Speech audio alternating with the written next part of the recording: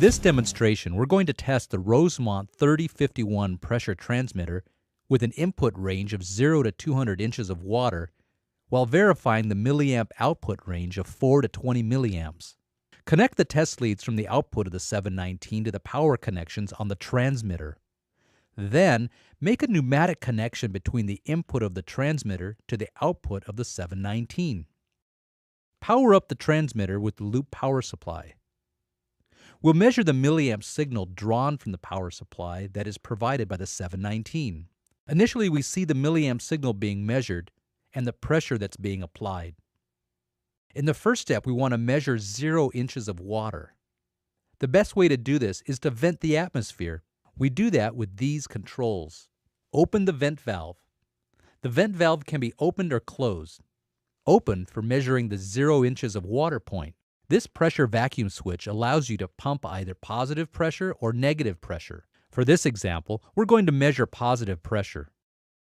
First, we apply 0 inches of water. Measure 4 milliamps. Any deviation from 4 milliamps is calibration error. Next, close the vent valve. The next test point, 50%, is 100 inches of water. We'll use the electric pump to generate 100 inches of pressure. Once the 719 gets close, you can use a vernier to adjust exactly 100 inches of water and verify for 12 milliamps. Any deviation from 12 milliamps being measured is calibration error in the transmitter. The last step is to test the full-scale pressure value of the transmitter, 200 inches of water. Use the electric pump to generate 200 inches of pressure.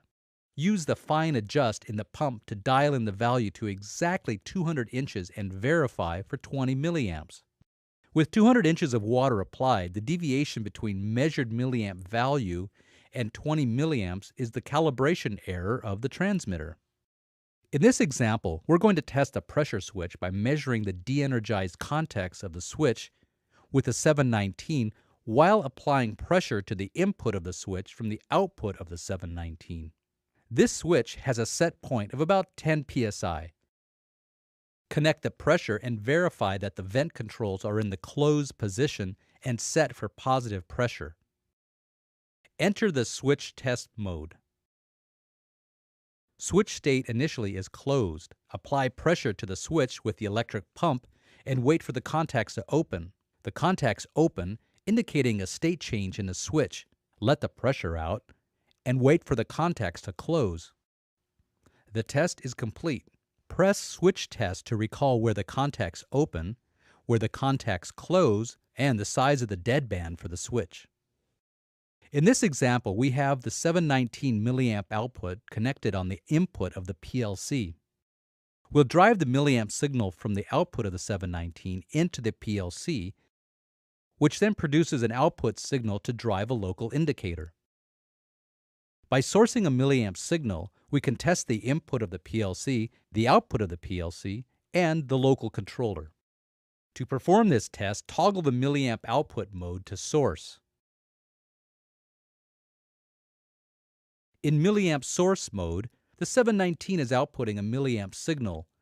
Being measured by the PLC, percent of span is indicated by the analog indicator. To change the milliamp output, press the 25% step button and you can test the indicator and the PLC in 25% steps.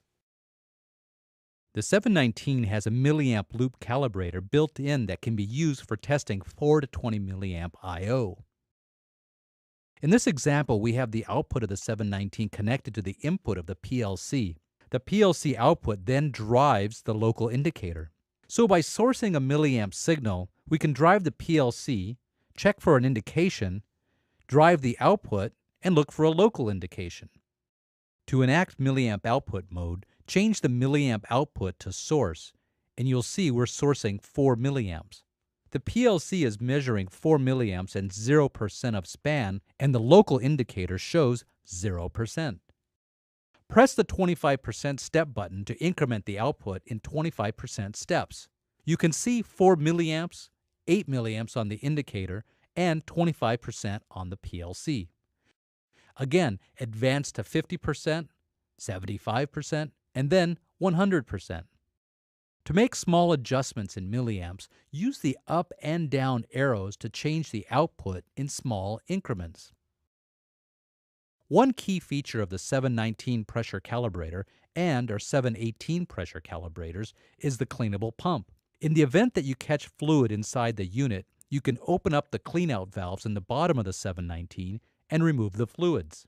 You'll need a slotted screwdriver to access the cleanouts and a cotton swab to clean out the chambers.